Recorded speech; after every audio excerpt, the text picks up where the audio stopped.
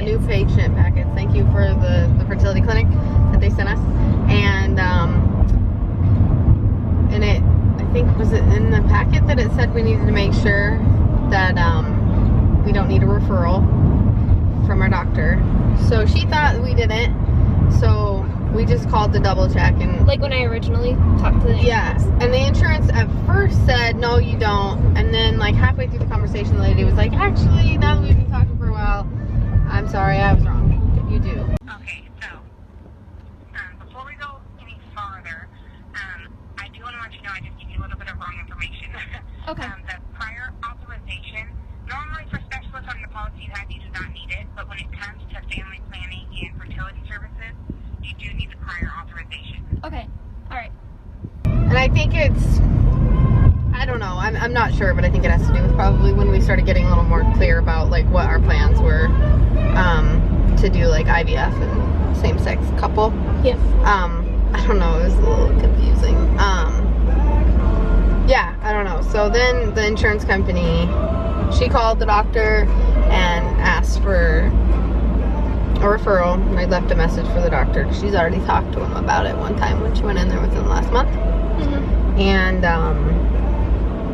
they'll be calling me back. Yeah, they'll 48 be calling hours. You in 48 hours. And then the first insurance person that we talked to, she had the conversation with them, and they were like saying that basically doing artificial insemination would be covered. And then these poor people, this light, it just changed. I don't know why everyone's in such a hurry for the world.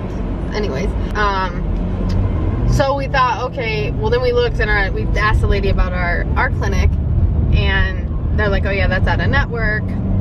But then we checked another one that was here that we've heard recommendations, and they're in network. So we're like, okay. And there was a big difference between what was covered and what's not. And we're like, so this process is covered under our insurance even for this situation? And the lady was like, yeah, that sounds like it. It looks like it. Now, what's covered is I'm not seeing anything limiting like the same-sex relationships, anything like that for it. Okay. So I'm going to tell you what is covered. Okay. So it says ovulation, induction, insemination procedures, including artificial insemination, insemination, which is an IUI. Yeah. Assisted reproduction technologies, and fetal reduction surgery. Okay. So it's like, okay, that sounds great. I just didn't believe it though, because that's not what they said originally, and not what I'm hearing or seeing in most cases. Yeah. So I called again, and the lady was like, well, yeah, I don't see how you'd qualify, because I have to have like Been struggling to have a baby for a year. A year, under 35. So we both be under that still. Yeah. Not quite there yet. And it's like, okay.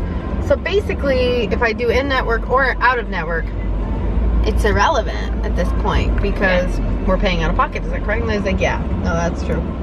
And it does sound like doing those, like the blood tests, those will be covered. Yeah. And so infertility needs a prior authorization, and you do have to qualify to receive those infertility benefits. So if going through those different bubbles that tell you, you know, voluntary sterilization, underage 44 and all that good stuff, more than likely you will not qualify for infertility services. Yeah, I would think based on what you're saying, we would definitely not, because we could try for the rest of our lives, and I don't know that you know, we would definitely need assistance. So, so basically, my big question is, if we go to one of the clinics that's out of network to have the procedures done, it's not really going to be affected. Like having a better insurance, going to the in-network clinic, it's not covered, so the pay would be zero from you and all out of pocket for us. So right. Either way, we're out of pocket. Right. So at this point, given, you know, probably that it's not covered, it would make sense. We would pick the one that we would feel most comfortable with, correct? I mean, the one that we would like, right. Versus basing it on insurance. Right. Okay. You know, now we made appointments with both fertility centers. Yeah, I acted off to the first person. I was like, well, we better get into this other one.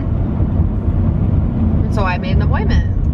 And then now, I don't know what we're doing. We have 2 appointments. We have 2 new client packages. We have. So basically, we got into the other center.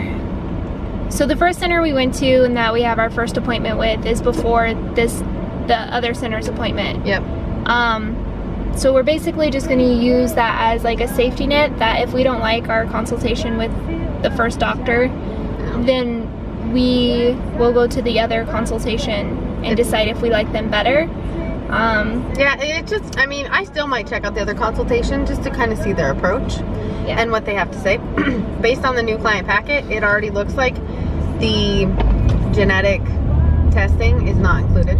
Yeah, for the other center. Like the one we first chose, the genetic testing is part of the IVF. The IVF Plus, or what did she call it? Ultra. Ultra, thank you. Ultra IVF. It's just part of that.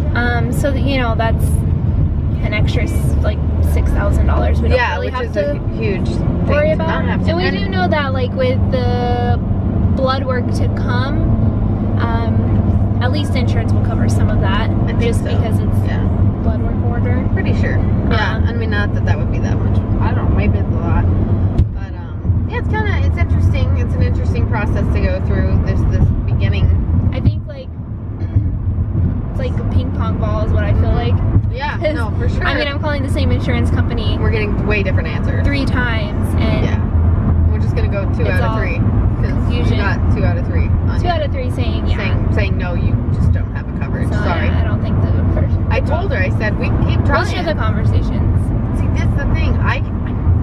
We could have been trying for a year. I mean, and it would be unsuccessful. It'd be unsuccessful. So if they ask on a questionnaire, have you been trying for a year? Yeah, I sure have.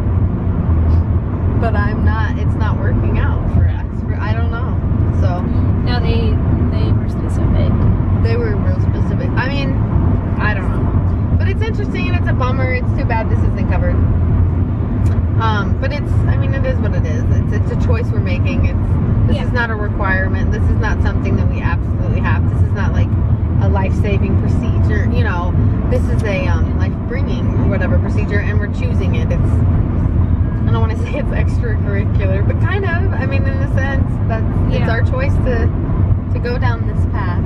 Yeah. And pay for it. So, just happy it's available. And I guess our insurance, we found, doesn't cover much, not really anything. So, in-network, out-of-network, great. Doesn't matter. And we just actually upgraded our insurance for this purpose. But no, because you know what? When you have the baby, it's going to be We'll have better. a lot better insurance. For when So, the baby actually comes. process. And I'm pretty sure, I mean, once you're pregnant. Well, yeah. I mean, honestly, yeah. It's just Right? getting Once you're through. pregnant, it doesn't matter how it happened. Right. You're covered. Yeah. Okay. Yeah. Absolutely. Because It's so interesting. regular, just medical costs. Yeah. Things, Yeah. But It's interesting. Whatever. yeah, it is interesting. So that's our learnings in our lives today. Lots of time on the phone, the insurance companies. Being Someone confused. cleared.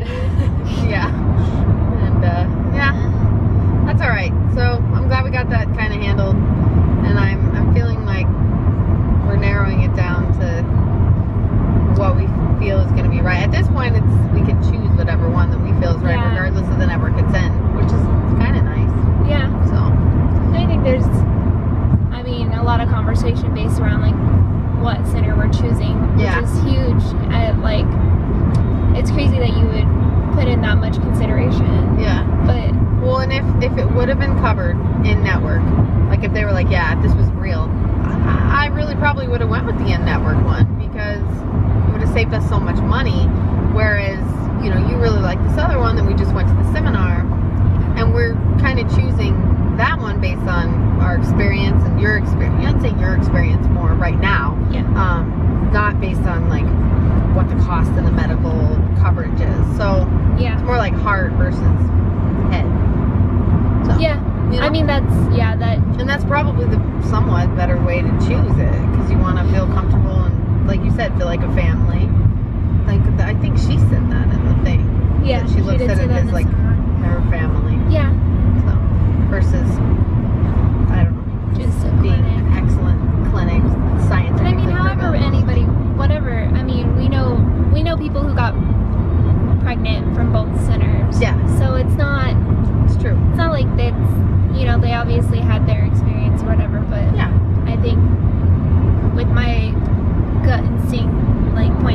one way, but then also like the logical thinking is like, well, what's going to save us money?